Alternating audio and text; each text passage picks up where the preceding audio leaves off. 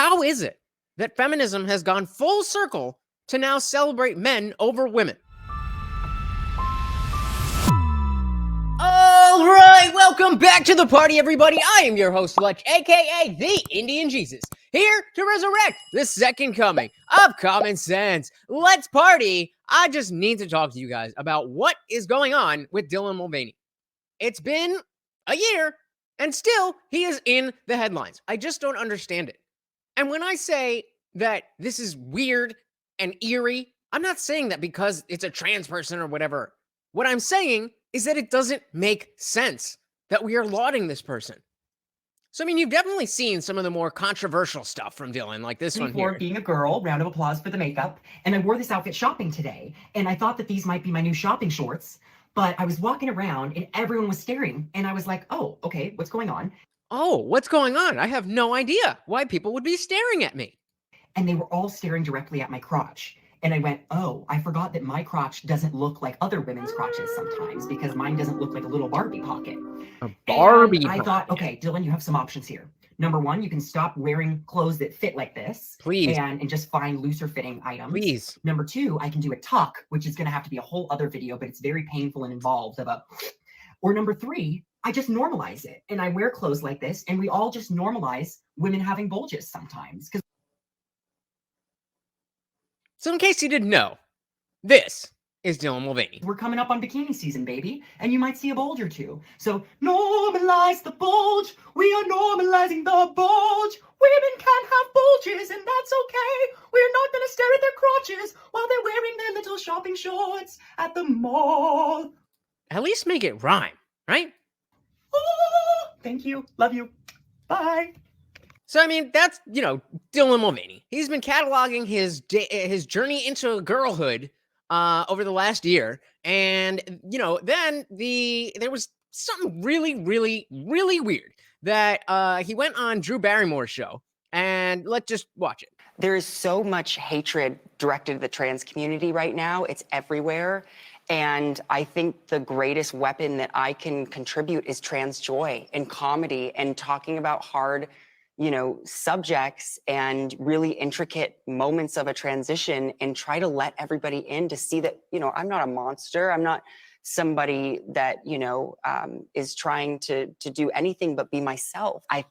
Okay, so far, nothing wrong with that. Trying to be yourself. I mean, that's BS because we all know that you're trying to get famous, but let's leave it there. I think having my chosen family and the people that I love to take care of me, but I also think there's something just about making sure that you don't put something out there before you're ready, and really just surrounding yourself with good people. It's interesting because I look at someone like you and I can't imagine anybody disliking you. Oh, please. And she literally gets on her knees.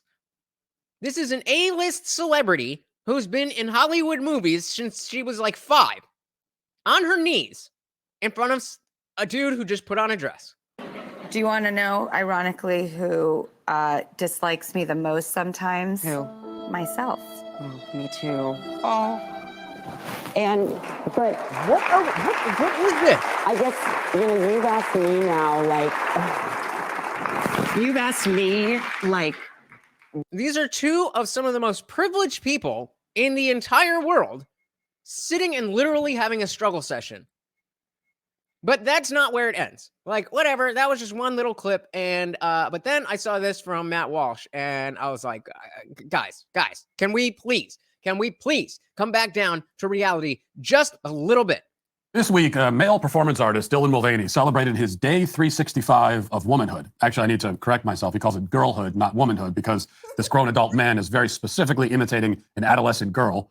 It was day 365 of girlhood, then, to be precise. And I guess I need to correct myself again, because it was actually day 0 of girlhood. He has experienced precisely 0 days of being a girl or a woman. A year from now, he'll still be sitting at 0 days. Another year after that, still 0 days. A year after that, 0 days. And when he dies, he will leave this earth a man with 0 days spent being anything other than a man. And when archaeologists dig up his bones centuries from now, they will know that they are the bones of a man. They won't know the preferred pronouns of the bones. They won't know anything about the bones except that they belong to a human male. Now, a lot of people have been giving Matt Walsh a lot of flack for how hard he's been coming down on Dylan Mulvaney. But right there, All he did was state facts, make observations. That's all that happened. When everything else is forgotten about Dylan Mulvaney, and everything else will be forgotten about Dylan Mulvaney, the only fact that will remain is the one fact he wants us to forget. So with those caveats, we turn to Mulvaney's Day 365 celebration at the Rockefeller Center. Yes, at the Rockefeller Center. Not just a celebration of, oh, this is a special post. This is a special video. No. This was a live event at the Rainbow Room where people gathered around, paid money to sit in a theater and clap for this man who has been wearing a dress for 365 days. Commemoration really began a day before when Mulvaney appeared on Drew Barrymore's talk show and sat there with a pleased expression on his face when Barrymore literally knelt at his feet and paid tribute to the trans deity. He went from there to the red carpet and an even more adoring crowd. His Day 365 included celebrity guests and big musical numbers. He pranced around on stage and he basked in the applause of an adoring crowd who had all come out to congratulate him for pretending to be a girl for the past year. And nothing else. Now, if you'd been pretending to be a girl and had accomplished something, I'd be right there with you. But you got to accomplish something first. A fawning article in Rolling Stone tells us that Mulvaney spent a week rehearsing his Day 365 performance. It also tells us that he started developing the concept 6 months ago, which means that Mulvaney had only been, quote unquote, transitioning into a, quote unquote, girl for 6 months when he decided that his transition needed to be celebrated with a star-studded gala in New York. But not everyone who starred in the show chose to be a part of it. In fact, as it turns out, I made a cameo appearance along with the entire rest of the Daily Wire crew because every good show needs a villain, and that was our role to play. Watch. Things are going really well. Like This is the 365, Day 365 of being a girl.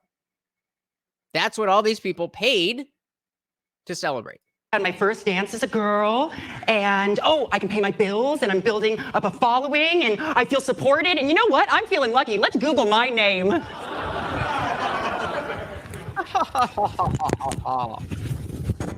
Uh-oh, trigger warning. Dylan Mulvaney is intentionally degrading women every time he does this woman-face minstrel show routine. He is insulting and demeaning them and doing it on purpose and profiting off of it, and he doesn't care. Yep. If that is the most attractive you will ever look, then I don't even want to imagine what you'll look like when you're at your ugliest. Documenting his creepy, fetishized version of what it means to be a girl. Well, Dylan Mulvaney has had some surgery to make his face look more like Bruce Jenner's. Dylan Mulvaney has just given the best proof yet that transgenderism broadly, or at the very least the type of transgenderism that he suffers from, is a sexual fetish.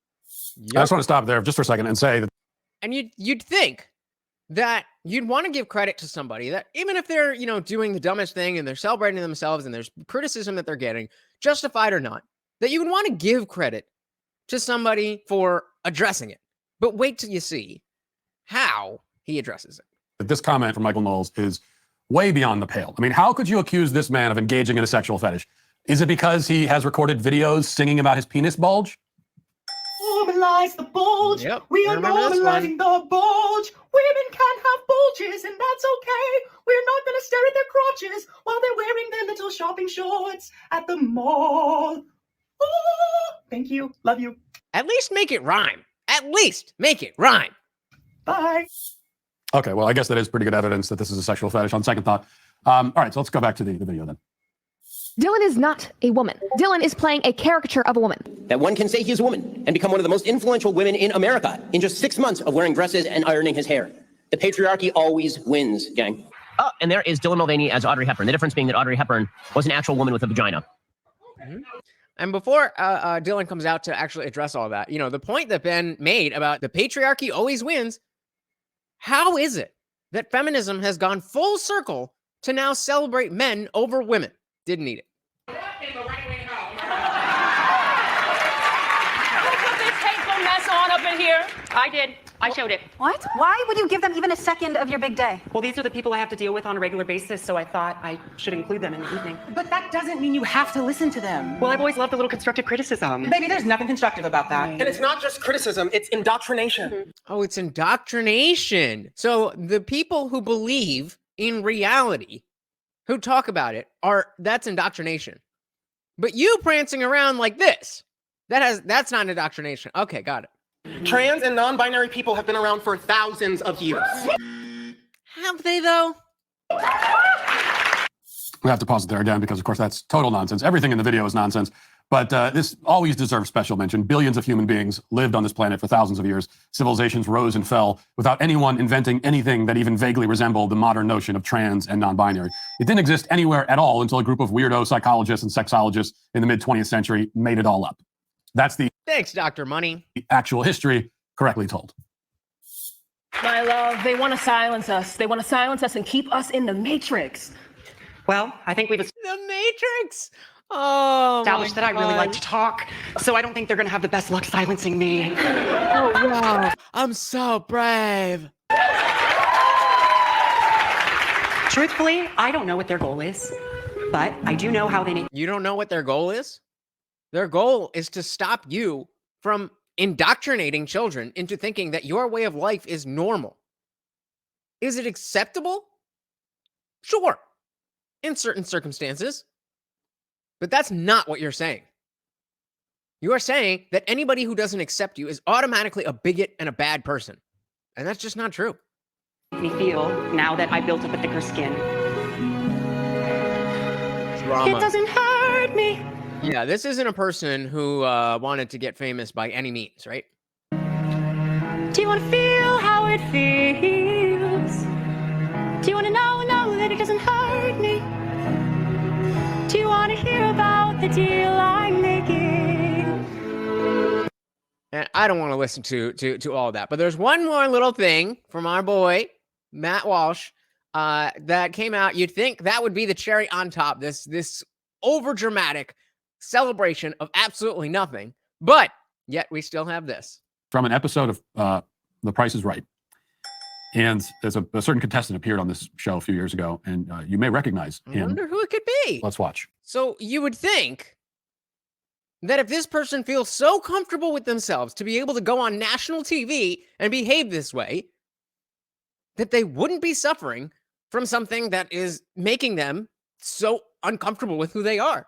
Dylan seems very, very comfortable with who he is in this clip. Now, far be it for me to tell anybody what their gender identity is.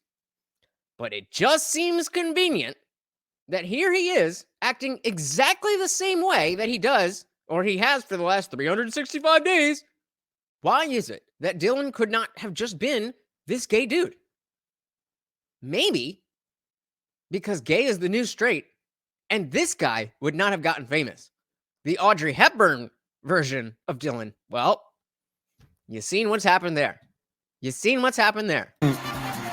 The father. Still going.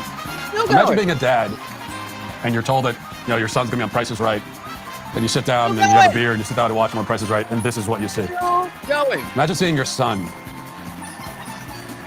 Yeah, no, this isn't a person who loves attention at all. This isn't a person who loves attention at all. So, I mean, Matt's got some more funny commentary to say, but the idea here is that you have to pay attention to people's intentions. And there's a purposeful muddying of the waters that because somebody is trans, that they automatically can do no wrong. And that's just not the case.